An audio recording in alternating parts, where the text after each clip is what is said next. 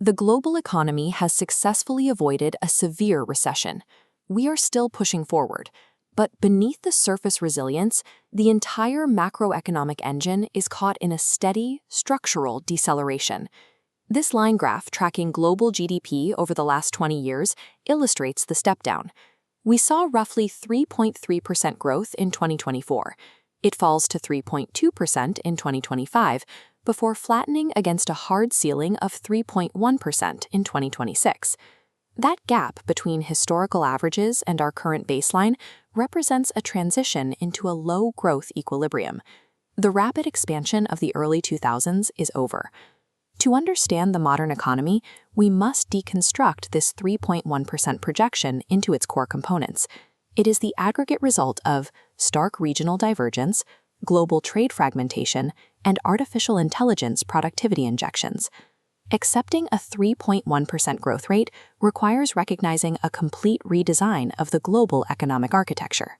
The mechanics of global output have been rewired, and institutional strategies built for the previous era will no longer function in this one. This dashboard splits the 3.1% global aggregate by region. Advanced economies drag at roughly 1.5%. Emerging markets accelerate past 4%. U.S. growth steadily decelerates toward 2%.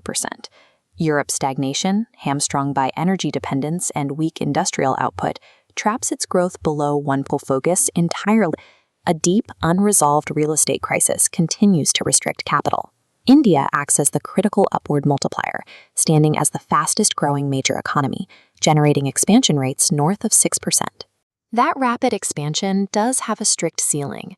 India remains highly vulnerable to external energy import shocks. Spikes in global oil prices directly import inflation, automatically throttling its absolute growth potential. We see similar localized vulnerabilities threatening emerging markets globally. In Latin America, performance is highly mixed, with major economies like Mexico currently facing rising stagflation risks. The core macroeconomic growth engine has definitively relocated to the global south. This divergence is actively forcing institutional investors to tear up their historical geographic risk models and reallocate capital accordingly. Regional output only accounts for half the equation. We also have to measure the frictional forces holding that output back, specifically the trajectory of global inflation. This inflation trajectory graph shows a drop from 4.2% down to a stabilization zone between 3.5 and 3.6% in 2026, mechanically driven by aggressive monetary tightening. But the critical threat lies in this remaining gap above the standard 2% central bank target. Two specific culprits keep inflation structurally elevated. First, we are seeing deeply embedded price pressures that remain highly persistent throughout the global services sector. Second, ongoing geopolitical conflicts, particularly across the Middle East, continuously inject high volatility into global energy markets, creating sudden, unpredictable price shocks. Faced with these dual, unpredictable pressures, central banks are forced into a defensive posture. They are ending their aggressive tightening cycles, but actively delaying the rate cuts that markets were anticipating. By keeping capital structurally expensive across the globe, this sticky inflation acts as a permanent friction layer. It starves new projects of cheap funding, trapping global output beneath that 3.1% ceiling. Beyond monetary friction, we have to examine the physical mechanics of global trade. Geopolitical fragmentation has become the heaviest and most permanent structural drag on the world economy. A massive systemic unwinding is currently underway.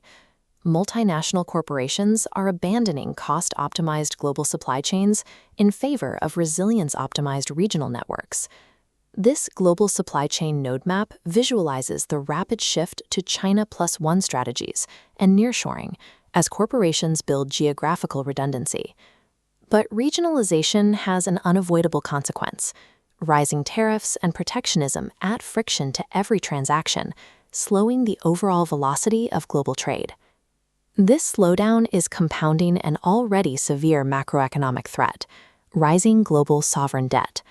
As governments carry heavier debt loads, their capacity to stimulate domestic growth or fund necessary infrastructure adaptations is severely limited.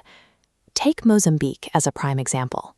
The country faces severe debt stress, acting as a tangible proxy for the broader fiscal constraints paralyzing emerging economies across Africa.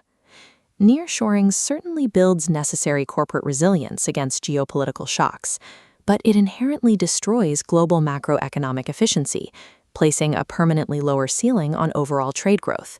With trade acting as a drag, the equation requires positive inputs to keep the global economy out of recession. Those inputs are currently driven entirely by technological innovation and hyper-targeted capital allocation.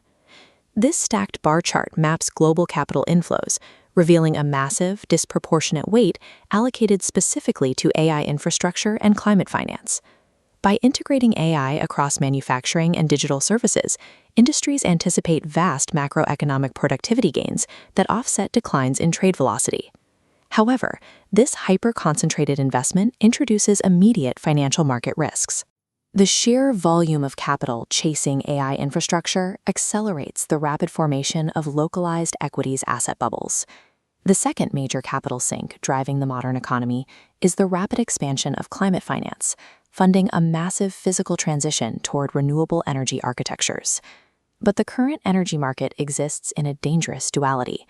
Despite billions flowing into green investments, fossil fuels maintain absolute dominance in powering current baseline economic activity. Because the system remains tethered to fossil fuels, the entire global architecture retains its critical vulnerability to the geopolitical energy shocks we examined earlier. This is the ultimate equation, a desperate tug-of-war. The economy relies entirely on AI-driven productivity and targeted capital deployment to pull it forward, while trade fragmentation and sticky inflation continually drag it backward. If we project the narrative forward from our current 2026 data points, we can map the long-term macroeconomic outlook for the upcoming decade through 2035. This graph maps three paths. The baseline sees the global economy settling into stable 3% growth. Breaking upward requires an AI productivity boom and global trade cooperation. Conversely, if trade wars intensify, long-term growth crashes below 2.5%. Thriving in this environment requires a strict set of strategic mandates. Institutions must prioritize supply chain diversification, deep technological integration, and rigorous fiscal discipline over traditional geographic expansion. The 3.1% baseline suggests that the phase of rapid, frictionless expansion has hit a heavy structural wall. In this environment of persistent drag, growth depends on how effectively a system can diversify its supply chains and integrate new technology to protect its margins.